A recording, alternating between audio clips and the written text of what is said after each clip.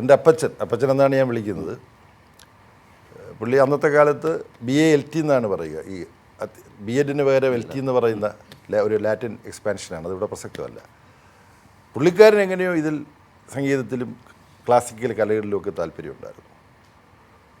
എന്നാൽ മാസം കിട്ടുന്ന ശമ്പളം ആ മാസം തന്നെ ചിലവാക്കി തീർക്കണം, ഒന്നും സമ്പാദിക്കരുത്, കുടുംബത്തിൽ നിന്ന് സ്വത്തൊന്നും എടുക്കില്ല, അതിനോട് പ്രസക്തിയുണ്ട്. അതുകൊണ്ടാണ് പുള്ളി പാട്ട് കേൾക്കാൻ വേണ്ടി റേഡിയോ പോലും വാങ്ങിയിട്ടില്ല. അയലത്ത് വീട്ടിൽ നമുക്ക് പാട്ട് കേൾക്കാനുള്ള റേഡിയോ അയലത്ത് വീട്ടിലുണ്ട്, അവിടെ പോയി കേൾക്കാം എന്ന് പറഞ്ഞിട്ട് അങ്ങനെ അയലത്ത് വീട്ടിൽ പോകുമ്പോൾ എന്നെയും പിടിച്ചിട്ട്, ഞാൻ കൊച്ചുകുട്ടിയാണ്, ഒന്നും അറിയാത്ത, ഇപ്പോഴത്തെ എൻ്റെ പേരക്കുട്ടിയുടെ പ്രായത്തിലാണ്.